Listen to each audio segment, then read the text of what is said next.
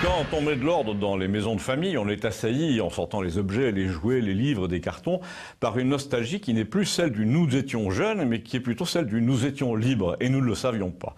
La plupart du temps, ça se manifeste par le fait que quand vous trouvez quelque chose de fabriqué en 1960 ou même en 1920, vous vous dites « ce serait impensable aujourd'hui ».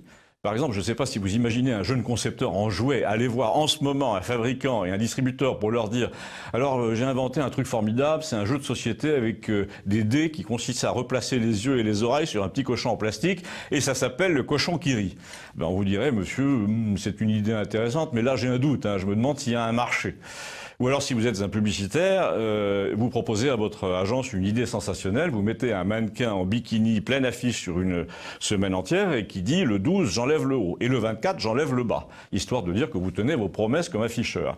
Et en effet, les colleurs d'affiches eux-mêmes n'en reviennent pas parce que le 12 et le 24, ils collent des seins et des fesses sur 2 mètres dans les rues de Paris. Ça s'appelle une campagne de teasing, mais votre patron aujourd'hui vous dirait « mais mon garçon, si vous voulez couler l'agence, continuez ».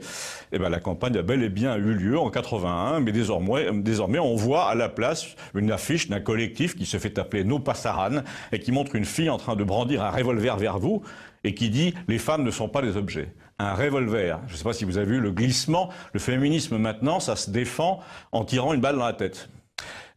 Mais revenons aux caisses de la cave et du grenier, c'est fou le nombre de choses qui ne pourraient plus se faire aujourd'hui. Quand vous retrouvez un disque 33 tours qui s'appelle le Muppet Show chante en français, par exemple, vous voyez sur la pochette du disque Miss Piggy avec sa rangée de perles et ses grands cheveux blonds, et vous vous dites que cette cochonne est de moins en moins marketing vu le contexte. D'ailleurs, l'Arabie Saoudite a carrément interdit la diffusion du programme il y a une dizaine d'années.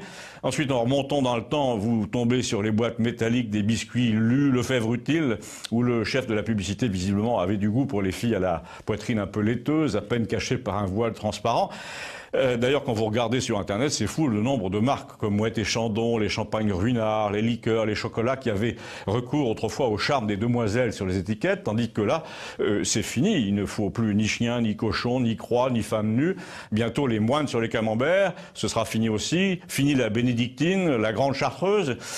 Alors, pour en venir à mon propos, si vous avez un peu voyagé en Europe et regardé sous les balcons, au-dessus des portes, vous vous dites qu'après avoir fait tout ce cirque à propos des croix dans la rue et sur les yaourts, fatalement, quelqu'un va un jour se demander ce que font toutes ces femmes nues chez nous sous les ponts de chemin de fer au fronton des musées, des naïades dans les fontaines, toutes ces cariatides à la poitrine tendue et dont le décolleté est très en désordre. Enfin, c'est normal, soutenir un pont en chemise de nuit, c'est pas si simple. Alors, j'ai beau être arrivé à ce que je voulais vous dire, personne ne l'a encore entendu, mais c'est facile à résumer.